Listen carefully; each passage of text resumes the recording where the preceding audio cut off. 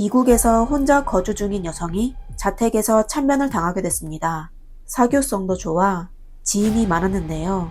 용의자만 100명이 넘었습니다. 심지어 그녀의 오빠도 용의자 중 한 명으로 경찰이 범인을 찾는 데 어려움을 겪게 됐습니다. 경찰은 어떻게 사건을 해결했고 범인은 또 누구였을까요? 안녕하세요. 미스터리 수사국입니다. 오늘은 미국에서 발생한 다이앤 형사사건을 소개해드리겠습니다. 사건은 인구가 6만 명 정도 되는 뉴욕 근처에 있는 뉴저지 유니온 카운티에서 발생하였습니다. 이번 사건의 주인공은 다이앤 잘레스키라고 하며 로펌에서 일하고 있었습니다. 사건 당시 그녀는 54세의 나이로 중년 여성이었지만 몸매 관리를 잘하여 여전히 따르는 남자가 많았습니다. 그 중에는 심지어 20대 젊은 남성도 있었죠.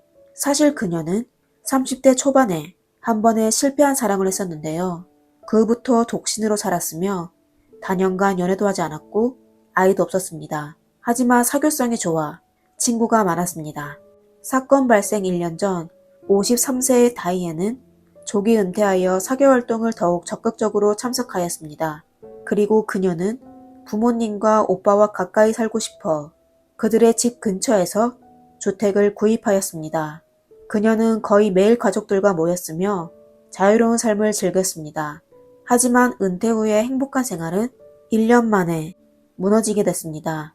2010년 11월 18일 다이앤은 부모님 집에서 점심을 먹기로 했는데 그녀의 부모님이 오후까지 기다렸는데도 딸은 나타나지 않았으며 연락도 되지 않았습니다. 두 집이 가까이 있어 그들은 딸의 집으로 찾아갔습니다. 딸의 집 앞으로 가 열쇠로 문을 열자 썩은 듯한 냄새에 깜짝 놀라게 됐습니다. 그들은 냄새를 따라 지하실로 내려갔는데요. 충격적인 장면을 목격하게 됐습니다. 딸 다이앤이 붉은 액체에 잠겨져 꼼짝하지 않고 누워 있었습니다. 그리고 하체에는 아무것도 입지 않았으며 팬티는 그녀의 머리 옆에 놓여 있었습니다. 또 몸에는 수많은 상처와 타박상이 있었는데 분명 몹쓸 짓을 당한 것 같았습니다. 그들은 슬픔을 억누르며 떨리는 목소리로 경찰에 신고 전화를 걸었습니다. 신고를 받은 경찰은 바로 현장에 도착하여 수색하기 시작했습니다. 다이앤은 숨진 지 오래됐습니다. 그녀의 몸에는 총 44곳의 상처가 있었는데 대부분은 머리와 팔에 있었습니다. 이건 다이앤이 범행을 당했을 때 심하게 저항했다는 걸 알 수 있었습니다. 지하실의 문 앞에는 2병의 세척제가 놓여 있었는데요. 범인이 본인의 범행을 덮기 위해 청소했었던 것 같았습니다. 다행히도 경찰의 세심한 수색 덕분에 대량의 붉은 액체에서 한 방울의 특별한 액체를 발견하게 됐습니다. 법의학 검사 결과 다이앤의 DNA와 달랐습니다. 범인의 체액일 가능성이 높았었죠. 하지만 안타깝게도 DNA 데이터베이스에서 가해자의 정보를 찾지 못했습니다. 이건 범인이 전과가 없다는 것입니다. 경찰은 다이앤의 컴퓨터에서 새벽 4시 10분에 사용한 기록을 발견하였는데요. 19금 내용이었습니다. 법의학 결과에 따르면 다이앤의 숨진 시간은 전날 저녁 10시에서 새벽 2시 사이였습니다. 분명 컴퓨터를 사용한 사람이 다이앤이 아니라 범인이었습니다. 범인은 범행을 저지른 후 도망갈 생각을 하지 않고 컴퓨터를 한 것이었습니다. 그리고 경찰은 욕실에서 누군가가 샤워를 한 흔적을 발견하였는데 물이 건조한 정도에 따라 욕실 사용 시간이 오전 5시쯤인 걸 알 수 있었죠. 다시 얘기하자면 범인은 컴퓨터를 사용하다가 샤워까지 했습니다. 그리고 사건 현장에 대문과 창문이 온전하고 파손된 흔적이 없었고 강제로 침입한 흔적도 없었습니다. 이건 범인이 다이앤과 잘 아는 사이이고 그녀에 대해서도 잘 알고 있을 것으로 추측하였습니다. 며칠의 수사에 경찰은 다이앤이 친구가 많다는 점과 그녀와 연락하고 있는 남성만 몇백 명이 된다는 걸 알게 됐습니다.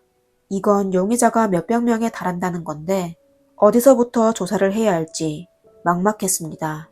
이때 다이앤의 가족은 마이크 브루넬이 의심된다고 경찰에게 얘기했습니다. 마이크는 20년 전 다이앤과 교제한 남성입니다. 그는 다이앤의 아버지에게 여러 번 다이앤과 결혼을 허락해달라고 했지만 모두 거절당하였습니다. 결국 둘은 헤어지게 되었지만 마이크는 줄곧 다이앤과 같은 동네에서 살고 있었습니다. 20년간 마이크와 다니엘 일가족은 가까이에서 살고 있었으며 자주 마주치게 됐습니다. 다이앤의 부모는 마이크가 결국 사랑에서 증오의 감정으로 변하게 되어 다이앤을 숨지게 한 것은 아닐까 생각했습니다. 경찰은 바로 마이크에게 사건에 대해 신문을 진행하였습니다. 하지만 마이크는 본인은 다이앤과 모르는 사이라고 했습니다. 그의 말에 경찰은 뭔가 이상하다고 느껴져 그를 신중히 조사하기 시작했습니다. 사건 조사 결과 마이크에게 충격적인 과거가 있다는 걸 알게 됐습니다. 우선 마이크는 그의 실명이 아니었으며 그는 가정폭력범이었습니다. 마이크의 전처는 그에 대해 성격이 아주 나쁘고 술에 취하기만 하며 폭행을 일삼았다고 진술했습니다. 심지어 마이크는 법원으로부터 금지령을 받게 되었는데도 폭행을 멈추지 않았습니다.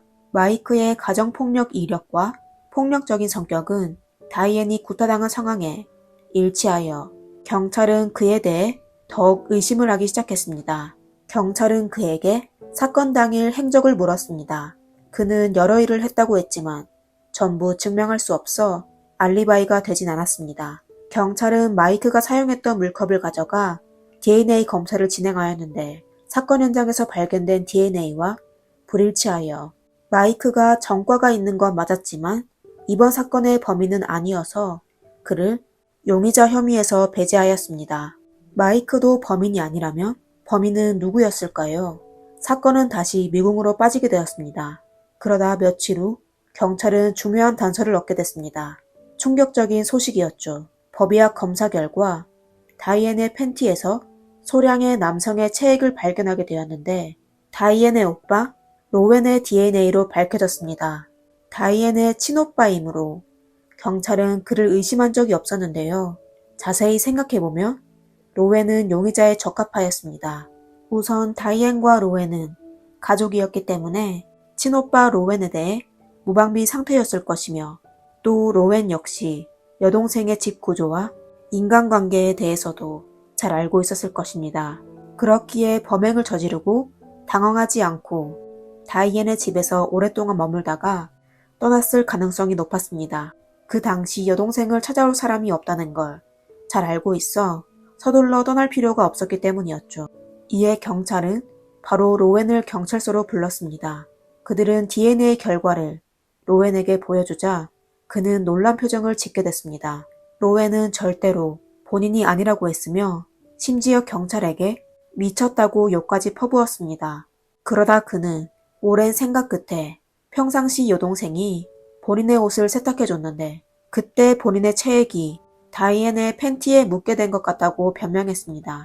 하지만 그의 말대로 될 확률은 10,000분의 1도 되지 않아 경찰을 설득시키지 못했습니다. 경찰은 또 로웬의 아내를 불러 조사하였습니다. 로웬의 아내가 그 소식을 듣고 충격을 받아 증오하는 눈빛으로 남편을 바라보더니 곧 진정하며 무엇이 생각났는지 한숨을 쉬며 이 팬티 저랑 다이앤이 같이 구매한 거예요. 그리고 저희가 같은 사이즈를 입어 세탁할 때 잘못 가져간 것 같아요. 라고 말했습니다. 다시 얘기하자면 다이앤이 로웬의 아내의 팬티를 입어 오빠의 체액이 그녀의 팬티에 묻어 있었던 것이었습니다. 듣기에는 일리가 있었지만 아내가 남편을 보호하기 위해 위증을 했을 가능성도 있었습니다. 경찰은 DNA를 검사하여 현장에서 발견한 DNA와 다르다는 걸 알게 되어 로웬 역시 혐의에서 배제되었습니다. 2011년 11월 18일 사건이 발생한 지 1년 후였습니다. 경찰은 1년 동안 100명이 넘는 용의자를 심사했지만 전부 진범이 아니었습니다. 그들은 사건 발생 1주년을 맞이하여 매체를 통해 시민들에게 사건과 관련된 정보 제보를 요청하였습니다. 그 후 한 달 동안 경찰은 수많은 단서를 받았지만 사건에 별로 도움이 되지는 않았습니다. 그러다 매사추세츠주의 한 여성이 보낸 소식이 경찰의 관심을 끌었습니다. 그녀는 페이스북에서 뉴저지에 거주하고 있는 남자와 오랫동안 채팅을 해왔다고 밝혔습니다. 남자의 이름은 네이선이라고 하는데요. 최근 1년간 아주 이상하게 행동했다고 했습니다. 그는 계속적으로 본인이 경찰에 잡힐 수도 있다고 했으며 또 경찰이 본인의 DNA를 확보했다고 말했습니다. 여자는 처음엔 신경 쓰지 않았지만 그가 반복하여 똑같은 내용을 얘기하여 신경이 쓰였다고 했습니다. 결국 이상하다고 느껴진 그녀는 최근 뉴저지에서 미제 사건이 있는지 인터넷을 통해 확인하기 시작했습니다. 그러다 얼마 전 뉴저지주 경찰이 발표한 도움 요청 게시글을 보게 됐습니다. 그녀는 혹시나 하는 심정으로 경찰에게 연락한 것이었습니다. 그녀의 제보를 받은 경찰은 바로 비행기를 타고 매사추세츠로 날아가 여자와 면담하였습니다. 그리고 그녀의 동의하에 경찰은 채팅 기록이 있는 컴퓨터를 가져갔습니다.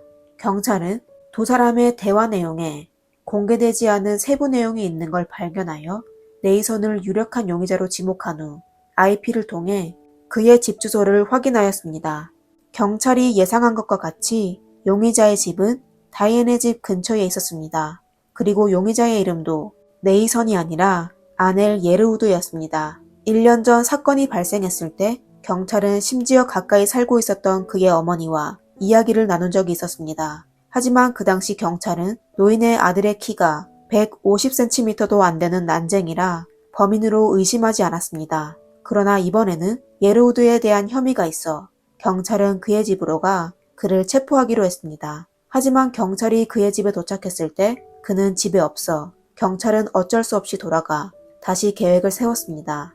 경찰은 예르우드의 집에서 그를 체포하지 못했지만 그의 신원을 파악하여 그의 주민등록증 사진으로 수배령을 발표하였습니다. 얼마 안 돼 경찰은 여러 건의 제보 전화를 받게 됐습니다. 제보자들은 공통된 점을 말했는데요. 펜실베니아주에 있는 맥널리즈라는 바에서 예리우드를 봤다고 하였습니다. 제보받은 경찰은 바로 그곳으로 달려가 그를 체포하는 데 성공하였습니다. 예리우드는 체포된 후 자신의 범죄를 부인하였습니다. 그러다 DNA 검사를 통해 그가 바로 사건 현장에 DNA를 남긴 범인이라는 점이 밝혀졌습니다. 명백한 증거로 예르우드는 할 수 없이 범행을 인정하며 범행 동기와 과정을 전부 털어놓았습니다. 예르우드의 진술에 따르면 그는 다이앤과 반년 전에 알게 됐습니다. 그는 다이앤을 도와 잔디를 정리하고 마당을 청소하는 일을 해왔고 다이앤은 그에게 알바비를 지불했습니다. 처음 예르우드는 그냥 용돈만 벌려고 했지만 오랫동안의 접촉으로 그는 다이앤의 매력에 빠지게 됐습니다. 2010년 11월 18일 예르우드가 모든 일을 마치자 다이앤은 그를 집 안으로 불러 휴식을 취하게 했습니다. 예르우드는 이때다 싶어 다이앤의 집으로 들어가 좋아한다고 하며 사귀자고 고백했습니다. 다이앤은 당연히 그의 고백을 받아들이지 않았습니다. 예르우드는 거절을 당하게 되자 분노에 빠져 테이블 위에 트리밍 도구를 들고 다이앤을 향해 찌르기 시작했습니다. 다이앤은 팔을 들어 방어할 수밖에 없었습니다. 이성을 잃은 예리우드는 계속하여 공격했으며 결국 밧줄로 다이앤을 숨지게 했습니다.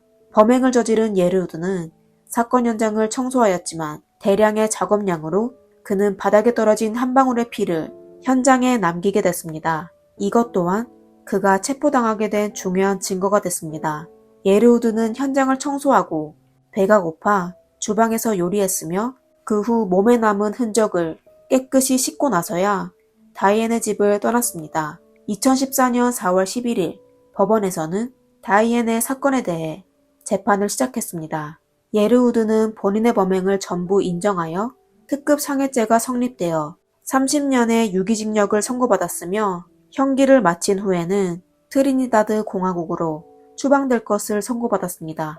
예르우드는 범죄에 대한 대가를 받았지만 그가 다이앤의 가족에게 준 상처는 치료할 수 없습니다. 다이앤의 부모는 딸을 잃게 되어 슬픔을 이기지 못하여 결국 2012년에 세상을 떠났습니다. 그들은 심지어 범인이 심판받는 걸 보지 못했습니다.